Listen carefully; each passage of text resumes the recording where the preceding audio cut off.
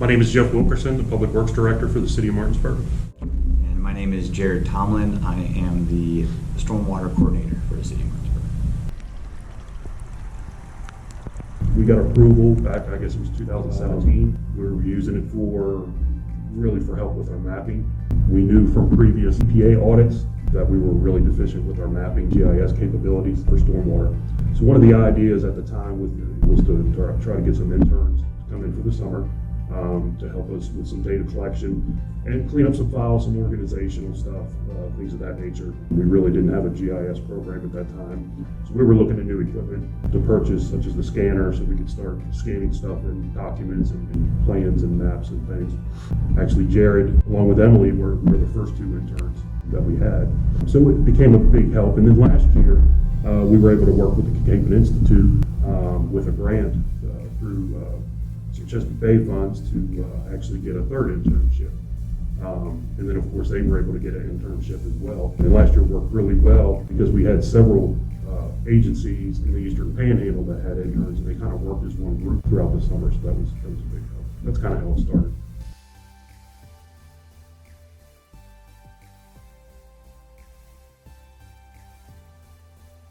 Well, if you go back to the beginning, in 2004, the City of Martinsburg was designated by the state of West Virginia and the EPA as an MS4 community. It met the population criteria and some other things that designated us as an MS4.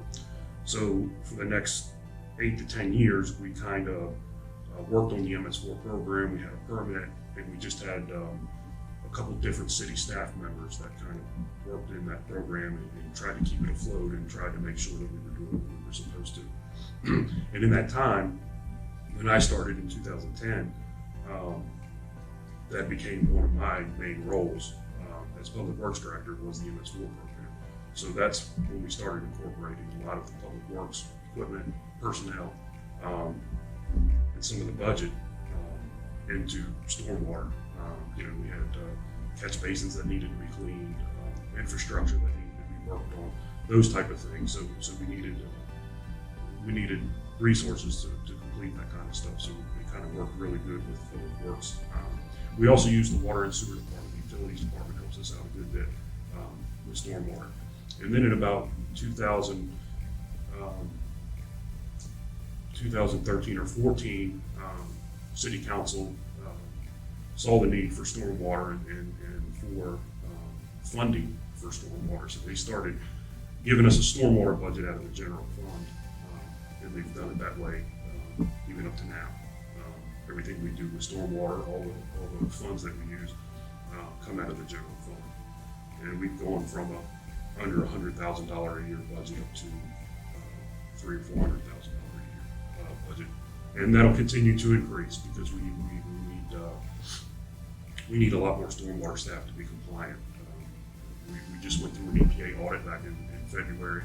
We're kind of waiting for the end results of that to see what kind of direction, what we need to ramp up and what direction we need to go.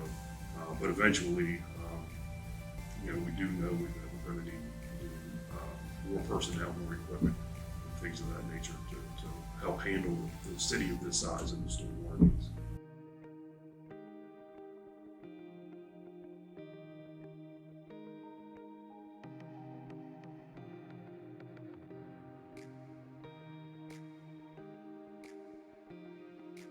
MS4 is a permit that our municipality and other municipalities in the state, actually all across the country, are required to have. It comes down from the EPA with the MS4. It stems from the Clean Water Act, and basically they put the MS4 program into place to help communities with their local waterways, basically for clean water.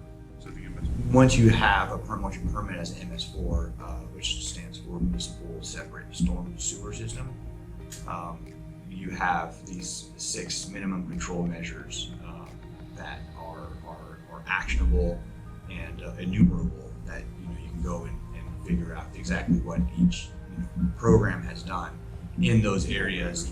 And in those minimum control measures, you have to let the state know what steps you're going to take to be compliant with those minimum control measures. And every 5 years or so, we get an audit from the EPA. They come in and make sure that we're documenting our education materials and our inspections and things like that. So it's a constantly growing, nonstop sort of process that continues to grow.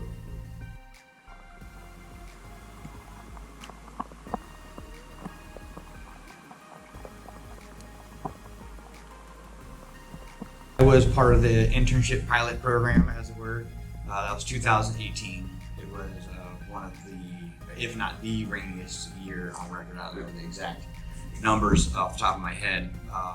We were hired, like Jeff said, to start mapping infrastructure that hadn't been mapped yet from another grant. We used Emily and the other intern and I really used the opportunity to try to do more than just make a map. Toward the end of our internship, we realized that we needed to make the next internship, whoever was going to be back next year, or whoever was going to sort of take that mission over. So we started developing reports and presentations we were able to present for in the city, as well as in some of the community organizations, the GIS group, local GIS users group.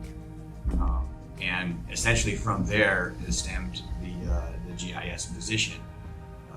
Once the city realized that we really needed to address these on a daily, consistent basis in order to keep our data up to date. The following year was the internship for the urban tree canopy. So the mission kind of changed a little bit from infrastructure to trees. This year, we're hoping sort of to mesh the two together. But again, something that we had started back in 2018, which I still think rings true to this group, is sort of the ability to sort of rise above just whatever that general mission is and develop something that can be integral to our program going into the future. So each year that we've been able to have internships, we've been able to gather. It's essentially our most data-driven, data gathering time of the year during the summer, when we actually have that level of help. We tried to make sure that we're offering more experience than holding a GPS and hitting a button. We try to do stream assessments, tree plantings, community get-togethers, rain barrel workshops, things to not only develop, the things that we're able to put into our annual report, but to develop the perspectives for our interns that are able.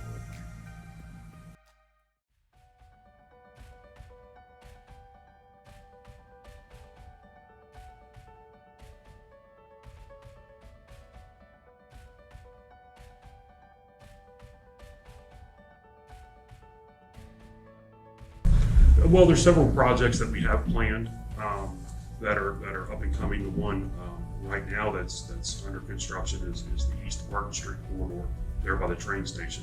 It's 2 blocks off of from Queen Street that goes down to RV White just past the train station. They're installing new water line. They're slip lining the current sewer lines, the existing sewer lines, and they're installing new stormwater infrastructure. One section they're going to put new stormwater inlets in, and then they're going to tie new stormwater pipe into existing stormwater infrastructure that's over by the roundhouse. So once that's phase one, once the utilities are relocated and completed, then the second phase will be the streetscape, which will be some new sidewalks, some new decorative light poles, new paving, and there's also going to be brick pavers in the parking areas along those 2 blocks, and they're going to work as a BMP.